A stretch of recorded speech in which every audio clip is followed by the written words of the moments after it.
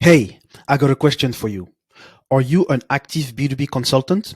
Are you an experienced professional who is looking to start into the consulting industry? Or are you a student wondering whether or not starting a career in consulting is worth it? If yes to any of those questions, you are a great fit to have a 15 minutes free coaching call with me. And during that call, we will be looking at your career and life goals, as well as your current and past experiences. And we will also be able to figure out whether or not we can together build a roadmap towards building your desired career with your desired lifestyle. So don't hesitate to get in touch with me at consultinglifestyle.fm/coaching. COACHING. Consultinglifestyle.fm/coaching. Now, let's go and listen to the episode. And welcome to the Consulting Lifestyle Podcast to Emily Kaya Sit. Emily, how are you? Yeah, I'm good. Thanks for asking. Yeah, Emily, I'm very happy to have you. It is the first time that on the podcast we will be talking about cryptocurrencies and the crypto world, the platforms, the exchanges, um, all the positive and the negative or the unknown things that are surrounding this world. So before we start to do that, can you just share the highlights of your career and I mean how you come to start in the crypto world? Yeah, sure. Yeah, actually, I have been to the crypto world since early 2017. So back then, I just finished my master in economics, and then I was like, okay, I should look into something related to my field, and then which like I saw technology as the future in general. So I was like, fintech, it could be something that I like doing. And then after diving more into fintech, and then I was thinking, oh wow, there's something called cryptocurrency, and I heard of Bitcoin, but I didn't know what it was about. And then after that, I decided to kind of dive more into it, just to do a little bit due diligence to see whether it could be my career path or not. And then after that, I find the technology behind it called blockchain, as well as actually I learned the existence of other cryptocurrency. I was like, oh, this is quite mind blowing because I think the philosophy behind it is like quite like similar to my philosophical belief in life. So I became pretty obsessed with it, and then also I started like applying jobs into like the field. So I kind of landed a job relatively quickly after I moved to Toronto. Okay, okay. So it's sort of like a gradual entry in the fintech and blockchain and working in crypto. And if you want to put like a timeline, like which year did you start in fintech, then which year did you start in crypto, so that we understand that. Yeah, actually, for job wise, I would say like I started right in crypto, but like I think sorry, I started right into crypto, but then I feel like fintech has a lot of overlap with crypto. For example, they're like crypto payment kind of company that is more like a fintech slash crypto. So for example, some of the companies like okay, you can like basically pay something with either crypto or fiat. So those are kind of hybrid kind of company. Hmm. Okay, okay. And it was like because now we are in 2023, like end February, early March 2023.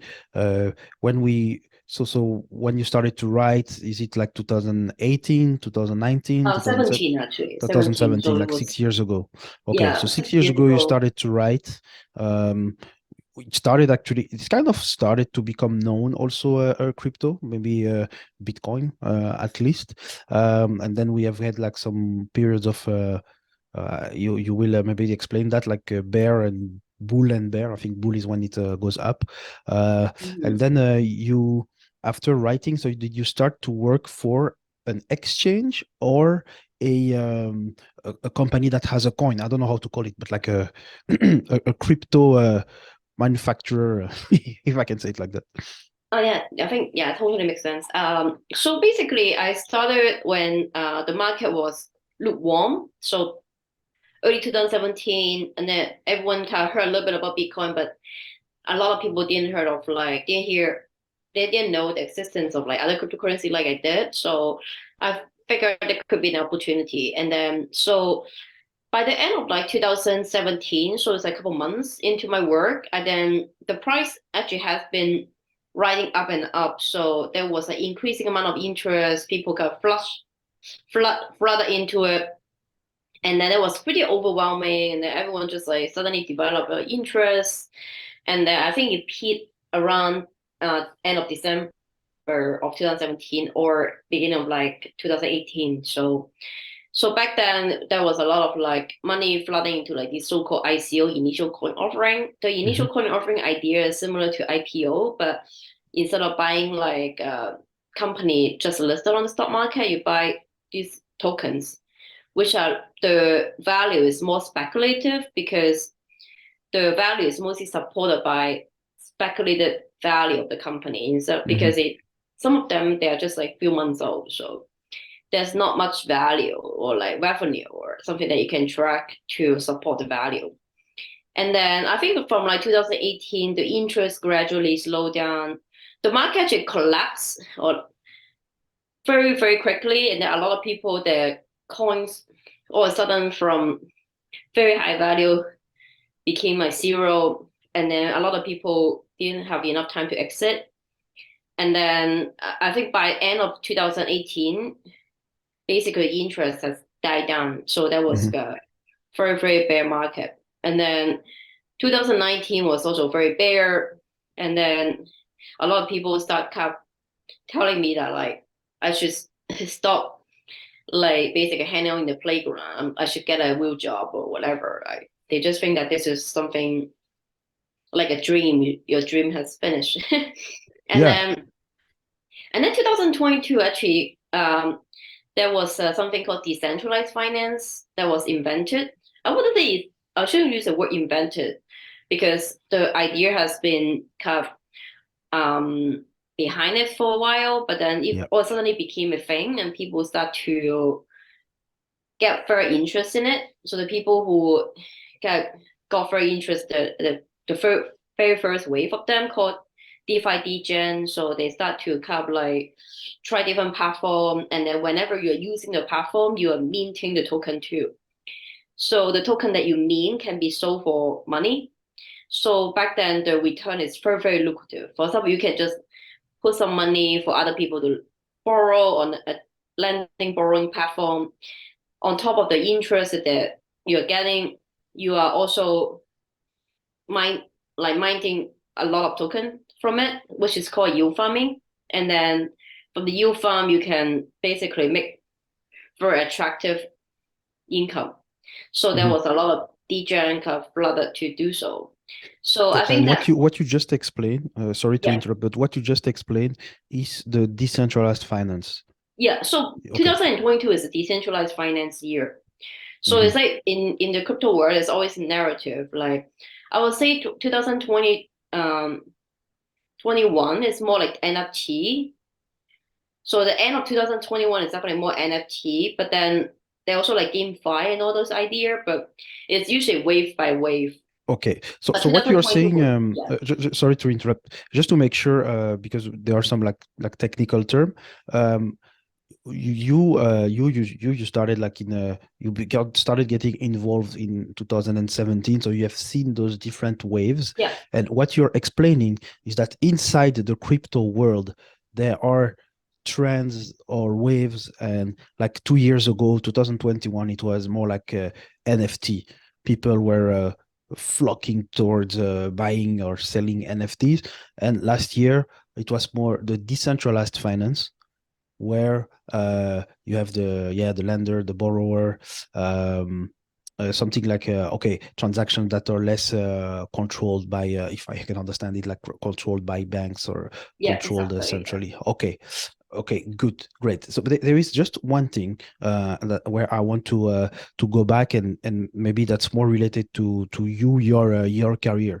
You said that in 2019, approximately, a lot of people, because it was going down, it was a bear market. Yeah. A lot of people said, okay, I'm gonna stop. I'm gonna go back in a regular job. Why you? While a lot of people were doing that, while you decided to continue. Yeah, for me, I would say there are like two reasons. And then the first reason is the opportunity cost, so which is high. This is a more practical reason because I have a lot of network here, my experience, my knowledge are all I'm like invested, right? Like time and energy and knowledge, like they're all invested in crypto. So for me, the opportunity cost to jump ship is quite high.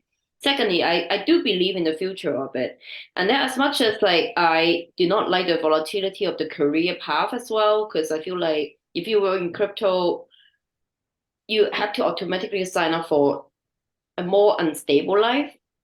Like I'm like not like proud to say that, but like there are a lot of like very early companies that are a few months old, and then also even the company that are older is like only a couple of years old. So there are a lot of things that are not very established compared to you work for say the big five banks in Canada. Salary is not as stable. And then so there are like a lot of like restructuring of the company, changing management, or sometimes the company just run out of liquidity. So you have to deal with it. And also the people around you, they change pretty dramatically. For example, like 2018 beginning of it, like I could be the most popular person in the room. And then 2000 by the end of 2019 is like no one give like a crap about what I'm doing. Like so like you have to kind of get used to basically the kind of attention that you receive. Yeah, so I want to kind of also continue just finishing like maybe the timeline of the bear and Yes, bull. yes, yes, Yeah, yes. and Yeah. then yeah, the 2020 the bull market like was like starting. So I would say by the end of 2020 you can see like the bull market's gonna come. And then 2021 because of the like money printing in the US and a lot of people they basically got locked down at home and nothing to do, so they kind of want to find outlets to in a way like spend their extra cash flow, so they just ran into crypto like and then so the money just keep flooding in. Bitcoin was like reaching its all-time high was 69K. And then there are also a lot of institutional players also start joining, like a lot of like big hedge fund or family offices, they start kind of looking into it. Even pension funds, they're more like usually conservative. They also start like having some experimental fun. Hmm. And then so it kind of create a sense that oh, this is gonna be such a big thing in the very near future. And then actually I think in by the end of 2021 was still good. I think 2022 things start going down and then a lot of company over leverage and then they start to collapse, and then there are also a lot of reason in between to cause like for example Terra Luna to collapse, and then after that the lending platform or like should I call it? Yeah, lending platform that they use retail depositors fund to lend out to like others to the borrowers, and those companies start to going bankrupt. For example, like Celsius, there could be like Forager and block violator that is correlated to like FTX.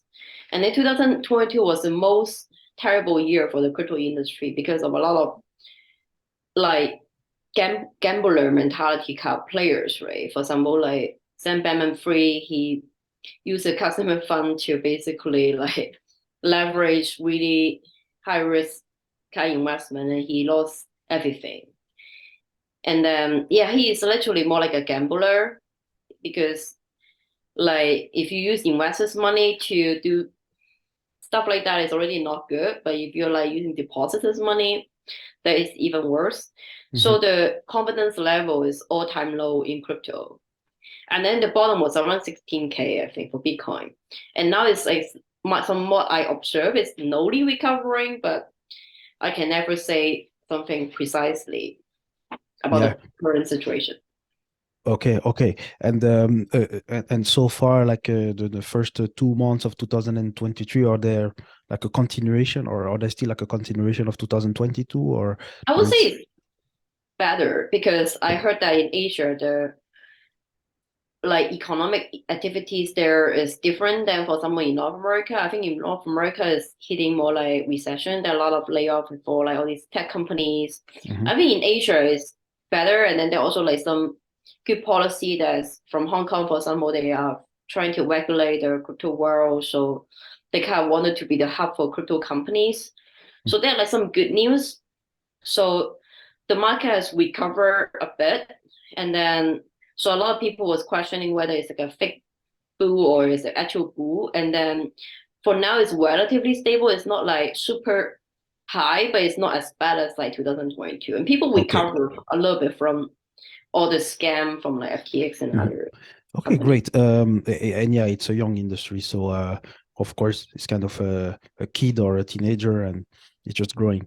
And you inside the crypto world, so you have those the miners, the coin miners, the platforms, the lending platforms, the lenders. So who are you working with? Because you are consulting organizations in the crypto world. Who are you consulting? Yeah, so I normally work with founders, and then a lot of the founders, the demographic, they're definitely more like a male like demographic, like mostly with like either business background, finance background, or like technology, computer science background. Usually their age could be like in their 20s, most of them. There are also a small percentage that are more experienced. And then a lot of them, they're also the first time entrepreneur, and then they Mm, are very like ambitious, very driven, and then I think sometimes you do kind of run into some of the very opportunistic founders. They just want their easy money to take here, so they just come and then they just like kind of cannot really deal with a lot of downside that happen. So they just mhm. leave or they run away with the funding they have raised and like don't do Yeah. anything. I think it's like every single industry though, but I think it's probably a little bit more common here because the money is kind of easy and there are less regulation. Yes, yes. Maybe there is. Maybe it's easier because there is less regulation, easier to gather fund. But it's also first time, as you said, first time entrepreneurs. So they don't have much experience there. And when you work with them, do you help them in their management? Do you help them in marketing their project, in fundraising? Where can Yeah, you so I help would them? say my bread and butter is my connections, like in North America and Asia. And then, so I did help fundraising, but I'm very, very, very careful because I don't want kind of my friends or connections to invest in company that, that eventually became a scam or something.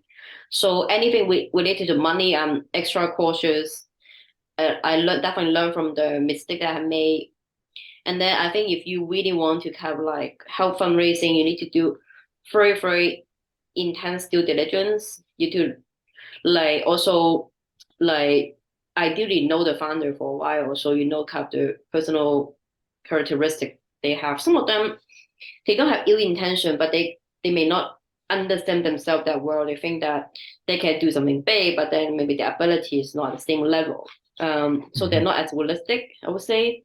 So you need to be ideally knowing the person. I would say the person or the team is bigger than the idea itself because I believe strong team can pivot.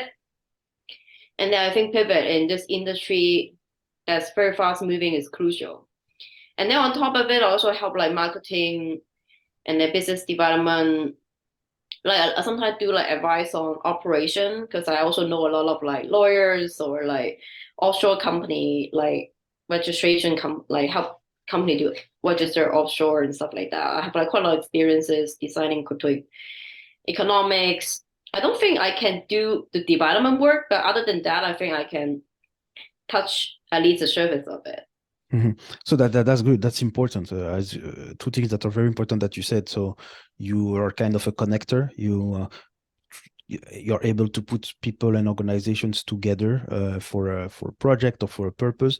But also you said like strong teams. Sometimes the team is more important than the idea. So strong teams can pivot. Sorry. So I think that's also very important. That's also valid in other industries actually Yeah. than crypto. And how so yeah, after you, because you have made a very Hello? detailed. Yeah, sorry, I I'm here. lost you for a second. Okay, I'm here. Um, you made a very detailed explanation of the last years in crypto. How do you see those? I'm not asking you to be Nostradamus, but how do you see like the future in the crypto world, and maybe your future as well as someone who is helping those founders? I would say someone like anyone consultant or anyone working crypto has to be resilient because I feel like there are like a lot of external unknowns that we are facing every day. So you kind of have to be believer, to stay here because sometimes you do run into a lot of like immature founders, and then there are a lot of chaos that you can experience compared to if you work for mature company that has more like structure or more like set rules, established rules. But Mhm. here is a little bit more like things are all over. So you have to be resilient. Even you fail like 1,000 times, you should still keep trying.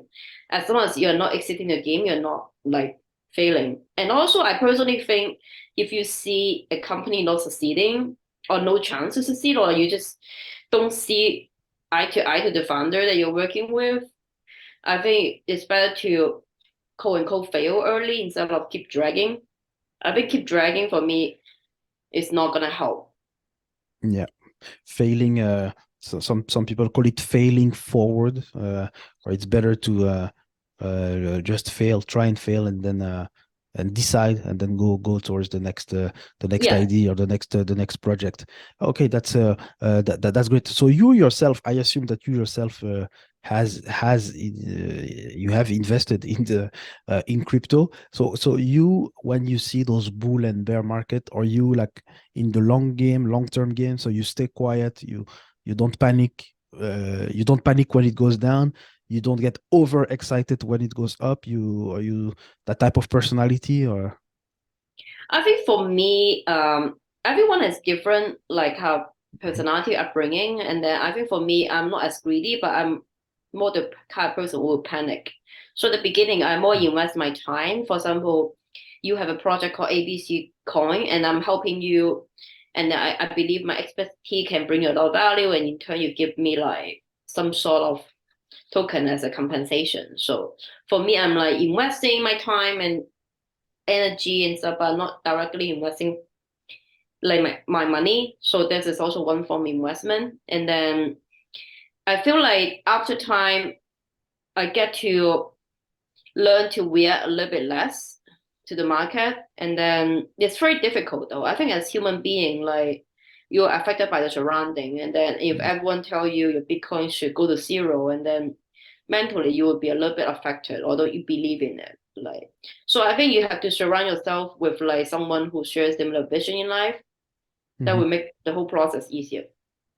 That's that's great. And maybe another question with regards to uh, IDs and platforms. So I see that some countries, and I'm seeing it from very far. I'm not an analyst at all, but I see some countries. I think like for El Salvador, I think there are some countries that decide to use crypto as part of their public fund or something like that.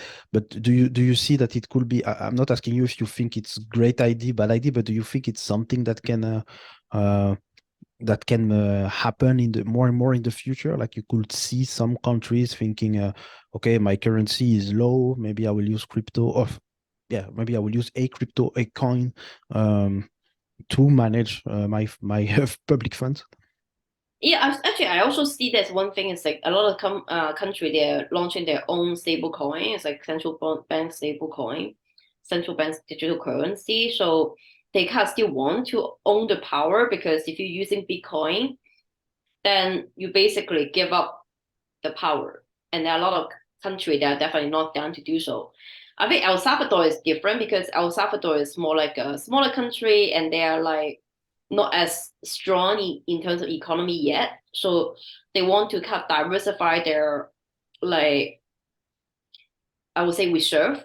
So if Bitcoin goes up, it's also helping the economy. So it's a investment for their country. And I think the president himself is very pro technology. Mhm. Indeed, indeed.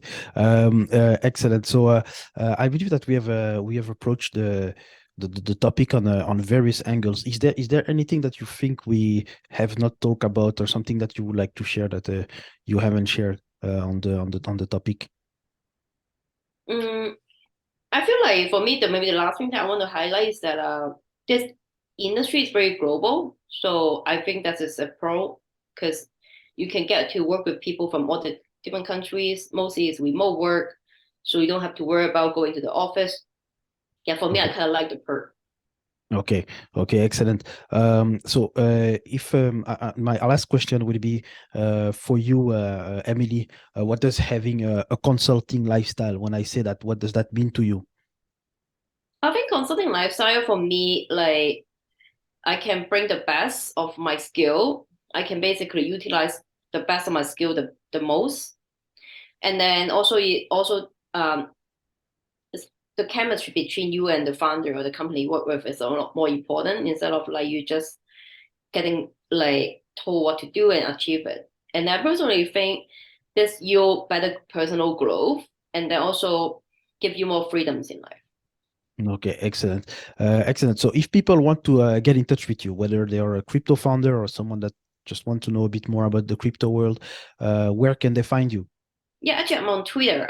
My handle is skygirl underscore 0708. Okay, excellent. I'm gonna put that in the show notes. You're the first guest, both on crypto, and the first guest who gave a Twitter handle as a as a contact detail. So it was great. It was a very informative interview with you, Emily, and I hope to have another discussion again on the topic soon. Yeah, okay, thank you. Thank you for having me. Have a good rest of the day. Yeah, you too. Bye bye. Okay, bye bye. Thank you for listening to the Consulting Lifestyle Podcast.